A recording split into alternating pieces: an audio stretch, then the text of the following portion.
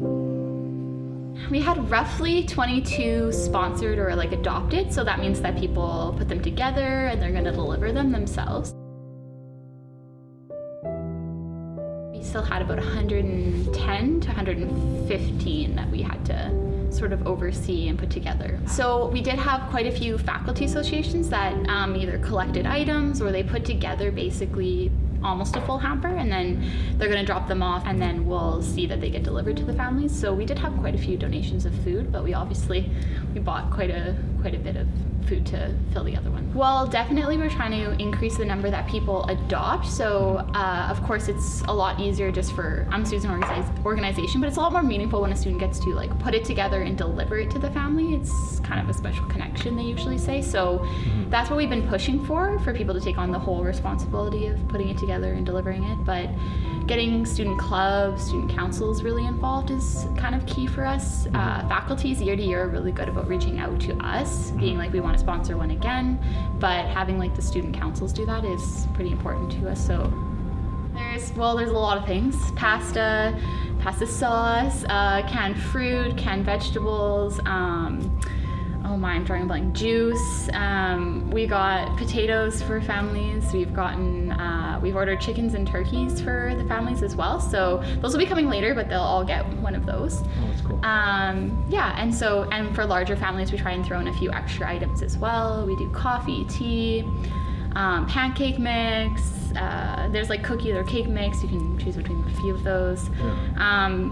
Really just anything, like trying to make it something that, you know, is enjoyable to actually have and that you can work into a variety of meal plans. Like that's definitely important. And there's vegetarians, there's vegans, there's gluten-free, and like lots of allergies to accommodate too. So we have to be a little bit careful with that. The toy drive went pretty well. I think we ended up having a gift for every child. And then we also, we kind of did something a little bit different this year. We were able to buy a pair of socks, chocolates, and a gift card for every like family essentially. So while donating a toy is really wonderful, and we got a lot of really great donations, we kind of felt that it would also be cool to sort of give a gift card where parents could take their kids and go and buy something that they really want. And so just having that like special moment to be able to like bond over that, I guess, was kind of important. And then if they needed to use it on anything else, they could always do that as well. So we added that in this year, which wasn't something we'd done before. You know, this is a student issue. I mean, food security is a huge problem on our campus, and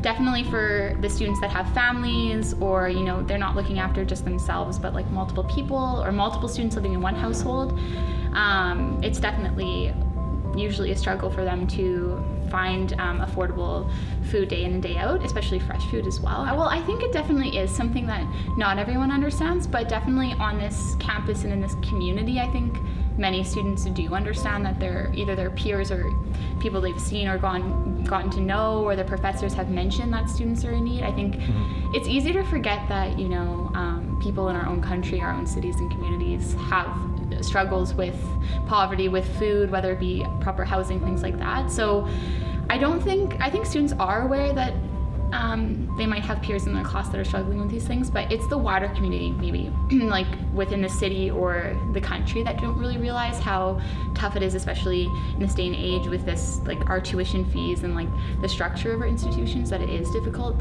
to provide you know, rent, food, while maintaining a job, and maybe loans and things like that. And specifically international students as well. Like international students definitely get hit the hardest, I think, as well.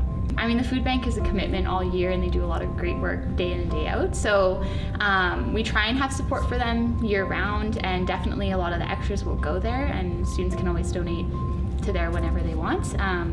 You know, buys and games, we try and collect food for the food bank. So this is a bit different in that it's maybe larger scale, and we're targeting maybe more families at once, but they definitely have a way larger reach over the year. But it's definitely something that I think UMSU could do more with, and it's something to always remember that, you know, meeting basic needs of students and advocating for their rights should be at the core of what the organization does. And, you know, we're trying to stay on that path and think of new ways to do that. It's difficult, honestly. It's trying to meet the variety of needs that students have, but I think it aligns with what we do as an organization, or what we should be doing as an organization. That's why hopefully this will promote people to donate to the food bank or get involved in the food bank, because I think that's really one area that we could grow as an organization. I think it's for our students, so we should be taking part in it and supporting it.